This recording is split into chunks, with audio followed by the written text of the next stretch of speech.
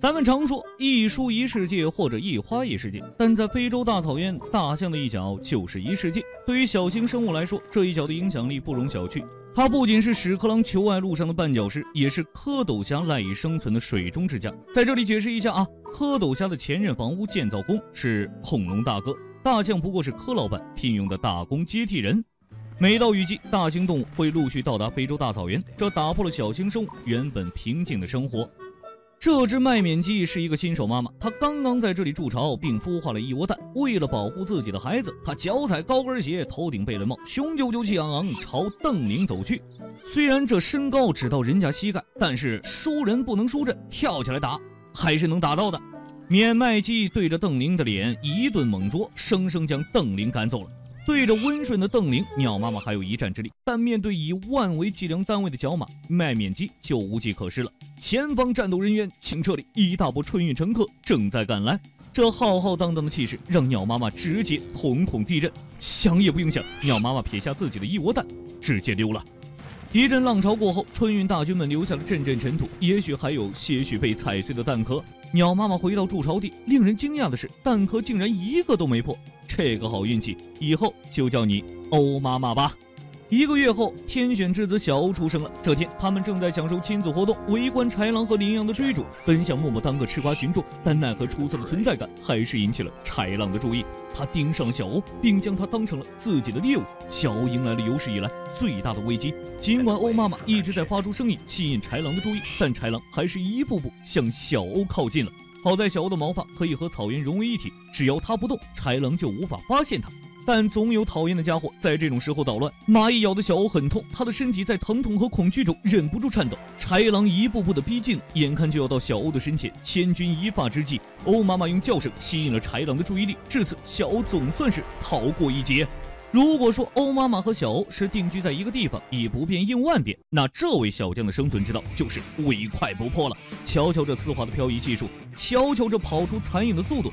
小将学名象渠，他时速可达30千米每小时，按身形来算，速度是猎豹的3倍。好的，闪电侠这一称号非你莫属了。为了不影响自己平时跑酷，闪电侠将方圆几千平米都进行了道路修缮。也正是因为这样，他才可以在大象的脚下来去自如，也可以在眼镜蛇的攻击下成功逃脱。但今天闪电侠的高速公路发生了堵车现象，起因是一位不文明乘客随地大小便。这位乘客就是大象，他的粪便给闪电侠带来了巨大的工作量。但是还好有一位免费劳动力，屎壳郎老兄自愿分担走了一部分粪便，剩下的道路修缮就得靠闪电侠亲力亲为了。我们可以看到，闪电侠满脸写着不开心，他不耐烦地将残余的粪便推到一边。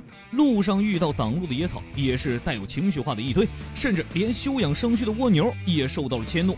最无辜的还是屎壳郎老兄，好不容易将粪球运了一半，被闪电侠一撞，球飞人道。要说闪电侠最羡慕的是谁，还得是自己的邻居朱猛。虽然自己有几千平方米的活动场所，但抵不过人家有豪华城堡啊。平时闲暇之余，闪电侠总是会用羡慕的眼神望着前方的城堡。这座白色的城堡原本是白蚁的洞穴，白蚁的唾液加上泥土，使得城堡无坚不摧。朱猛不仅住人家了，平时饿了还随机挑几只白蚁下饭，这真是又要钱又要人，暂且就叫你白嫖怪吧。小家伙体型不大，只有人的小臂大小，但他却是蛇类的天敌，眼镜蛇看见他也得绕道走。作为非洲最小的食肉动物，它们以数量和团结取胜。平时啊，朱猛这一家子就躺在豪华卧室里抱团取暖，任外面风吹雨打，他们在洞里岁月静好。今天他们的编外人员小犀鸟带着任务上门了，20只猪猛加上1只犀鸟，这么一个诡异的组合，算是老搭档了。犀鸟负责放哨，猪猛负责捕猎。瞧犀鸟这快乐的步伐，他们的收获似乎不小。蝎子、蜘蛛都成为了囊中之物，甚至由于蜘蛛的体积太大，猪猛吃起来还颇费了一番功夫。当猪猛碰上疣猪，一种有着尖锐獠牙、稀疏毛发的大型兔，他们要怎样才能获胜呢？好吧，当敌人太过强大时，不如直接投入敌营。这只识相的小猪猛拿出毕生所学，给疣猪来了一场豪华 SPA。眼见危险解除，其他的猪猛们纷纷前来献力，他们给疣猪清理蜱虫、梳理毛发。猛士水疗馆正式运作起来了。不久，他们又迎来了南边一位，这位顾客一看就是常客了。他熟练的躺下，翘臀一挺，技师们纷纷上前为他服务。这是一次双赢的活动。猪猛替油猪解决了卫生问题，自己也可以饱餐一顿，甚至他们还会在老顾客身上做下标记，欢迎他们下次光临。大家还记得前面的励志哥屎壳郎吗？咱们回到他第一次推粪球的时间点，这时候大象的粪便挡住了闪电侠的道路，屎壳郎见义勇为，挪走了一部分粪便，这是他的食物，也是他的求偶法宝。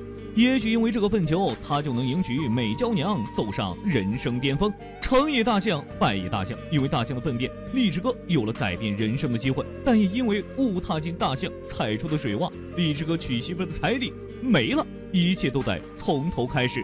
第二次我们也都知道结局，励志哥的粪球推到一半，谁知中途杀出个闪电侠，球非人道。古有刘备三顾茅庐，今有励志哥三推粪球，求娶之路注定不会一帆风顺。